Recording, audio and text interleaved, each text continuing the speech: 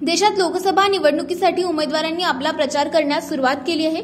यातच अमरावतीमध्ये राजकीय वातावरण तापलं आहे। भाजपने नवनीत राणा यांना अमरावतीमधून लोकसभेची उमेदवारी जाहीर केली आहे। मात्र त्यांच्या उमेदवारीला महायुतीत असलेले बच्चू कडू यांनी कडाडून विरोध केलाय। बच्चू कडू यांनी नवनीत राणा यांच्या विरोधात प्रहार पक्षाकडून दिनेश बुब यांची उमेदवारी जाहीर केली आहे। त्यामुळे येथील राजकीय वातावरण तापले आहे। दरम्यान काही दिवसांपूर्वी नवनीत राणा दाम्पत्याने मेळघाटमध्ये आदिवासी महिलांना साड्या वाटल्या होत्या। त्यावरून बच्चू कडू यांनी राणा दाम्पत्यावर सडकून टीका केली आहे। प्रहारचे उमेदवार दिनेश बुब यांच्या प्रचारार्थ बच्चू कडू यांनी कार्यकर्ता मेळावा घेतला।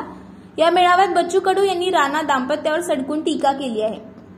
17 रुपयाची साडी घेऊन मेळघाटची बेइज्जती केली असं बच्चू कडू म्हणाले। 2 कोटीच्या गाडीत फिरायचं आणि 17 रुपयांची साडी वाटायची असा टोला देखील राणा दाम्पत्याला लगावत 17 रुपयांच्या साडीने लोकांना गुलामीकडे नेण्याची व्यवस्था तोडून टाका असं बच्चू कडू म्हणाले।